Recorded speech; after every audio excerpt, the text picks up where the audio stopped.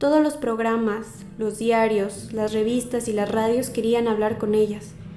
Los móviles de la televisión se instalaron afuera de la clínica psiquiátrica donde quedaron internadas durante más de una semana, pero no consiguieron nada. Cuando fueron dadas de alta, los camarógrafos las persiguieron corriendo. Algunos se enredaron en los cables y muchos cayeron sobre el pavimento, pero ellas no huyeron. Solo los miraron con una sonrisa que después fue descrita como aterradora y mística, y se fueron en el auto que manejaba el padre de Mariela, la mayor. Los padres tampoco hablaban. Las cámaras solo pudieron registrar sus nerviosos paseos por los pasillos de la clínica, sus miradas temerosas y el llanto de la madre de Julieta, la menor, cuando salía de su casa con un bolso lleno de ropa. El silencio provocó la mayor histeria jamás vista. Las tapas de los diarios hablaban del caso fanatismo adolescente más impactante no solo de Argentina, sino del mundo. La noticia fue levantada por las cadenas de noticias internacionales. Fueron convocados expertos psiquiatras y psicólogos. El tema monopolizó los noticieros, los programas de chimentos, los magazines y los talk shows de la tarde. En la radio no se hablaba de otra cosa. Julieta y Mariela, 16 y 17 años, dos chicas de Mataderos fanáticas de Santiago Espina, la estrella del rock que en menos de un año había dejado atrás los suburbios para llenar teatros y estadios del centro de Buenos Aires. Santiago, a quien la prensa especializada amaba y odiaba en partes iguales. Genio, el artista inclasificable. Es el futuro de la música argentina. El artista inclasificable. El Espina, como lo llamaban idólatras y detractores, dejó estupefacta a la crítica con su segundo disco, Carne, 11 canciones que dividieron las aguas aún más. De un lado lo llamaban obra maestra, del otro, anacronismo autoindulgente. Un mes después de que Carne se agotara, la ciudad empapelada con el rostro del Espina recibía la noticia de su desaparición, días antes de la presentación del disco superexitoso en el Estadio Obras. Las entradas estaban agotadas. Las fans, porque eran sobre todo chicas, lo que aumentaba el desprecio de los detractores, lloraban en espontáneas reuniones callejeras. Organizaban marchas y recitaban las letras de Carne en una letanía extática, arrodilladas frente a los pósters del Espina, pegados con cinta scotch a monumentos y árboles en todas las plazas de Buenos Aires, como si le rezaran a un dios moribundo. Cuando la desesperación se contagió a las adolescentes del interior del país, el hallazgo del cuerpo del Espina provocó un terror desconocido en los padres desorientados. Santiago apareció en una habitación de hotel de 11, con todo el cuerpo cortajeado. Había usado una gilet y una tramotina a conciencia para despellejarse los brazos, las piernas, el vientre. En el brazo izquierdo había cortado hasta el hueso. En el pecho era posible ver el esternón, y posiblemente semi-inconsciente se había cortado la yugular con un tajo audaz y preciso. Uno de los policías, encargados de forzar la cerradura de la habitación, declaró: "Me recordó una cámara frigorífica. Es pleno invierno y Santiago dejó encendido el aire acondicionado". Hubo teorías conspirativas sobre un posible asesinato, pero fueron desechadas cuando trascendió que la habitación estaba cerrada con llave desde adentro, y se difundió la nota suicida, casi ilegible por la letra nerviosa y las manchas de sangre. Decía: Carne es comida, carne es muerte. Ustedes saben cuál es el futuro. Delirios agónicos, dijeron los expertos, y las fans callaron, encerradas en habitaciones donde se mezclaban los osos de peluche, los diarios íntimos con tapas rosas y las fotos del Espina más hermoso que nunca, ahora que la muerte le brillaba en los ojos. El país esperó una epidemia de suicidios adolescentes que nunca llegó. Las chicas volvieron al colegio y a los boliches. Apenas se registró un caso de depresión grave en Mendoza, aunque todas escuchaban Carne como la última voluntad y testamento de su ídolo, tratando de descifrar las letras en foros de internet y largas conversaciones telefónicas. La prensa despidió a Santiago Espina con titulares y elegías, y por un tiempo solo se habló de suicidio, drogas y rock and roll. El entierro en la Chacarita fue mucho menos concurrido y más triste de lo esperado, y el duelo se aplacó una vez terminado el desfile del entorno de la estrella por los programas de televisión. La cirugía estética de una modelo resultó desastrosa. Un galán declaró ser gay. Secuestraron a un adolescente de San Fernando. Renuncia el director técnico del River.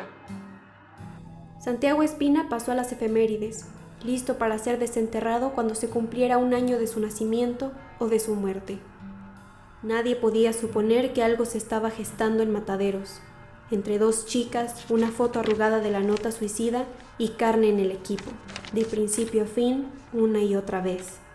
Ojos delineados de negro mortuoso, baratas boas de plumas al cuello, pantalones que imitan la piel de los leopardos. Así es como describen a las chicas denominadas espinosas.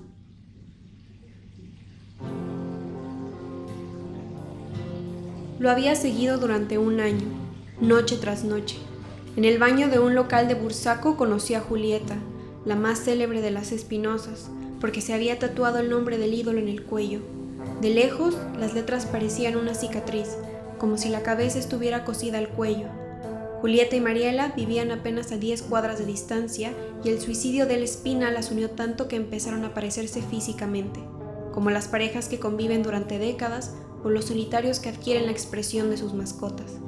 Ese parecido mimético había sorprendido al cuidador del cementerio que las encontró de madrugada, cuando trataban de saltar al paredón. Estaba oscuro todavía, pero nunca pensé que eran choros.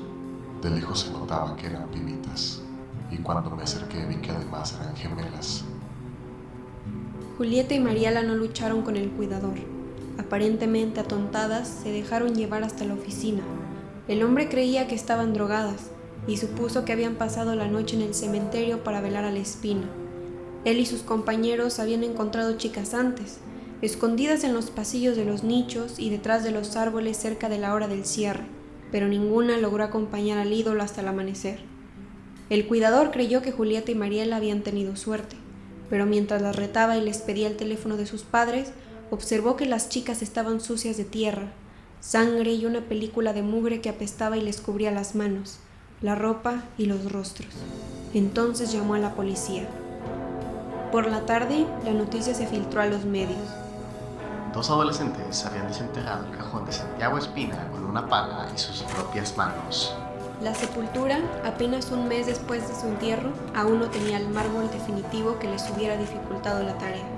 Pero la inhumación era apenas el principio. Las chicas habían abierto el féretro para alimentarse de los restos de la Espina con devoción y asco.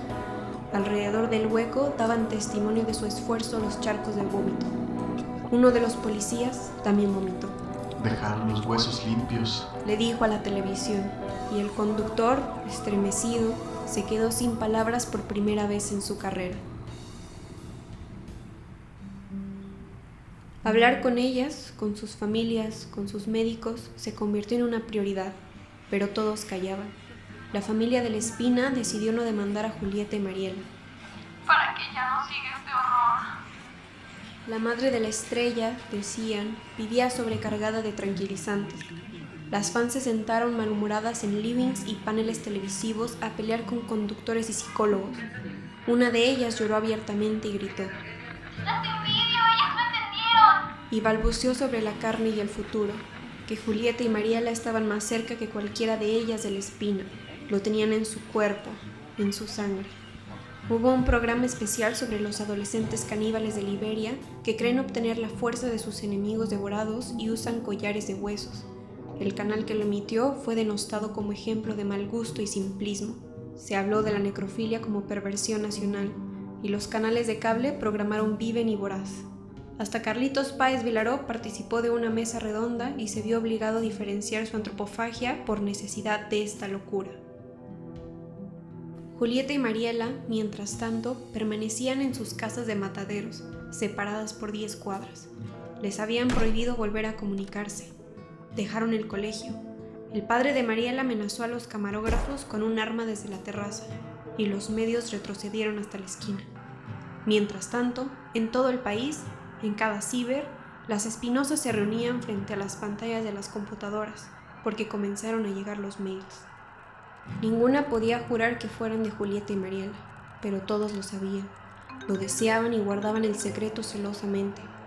Los mails hablaban de 2 chicas que cumplirían 18 años y se liberarían de padres y médicos para tocar las canciones de Carne en sótanos y garajes.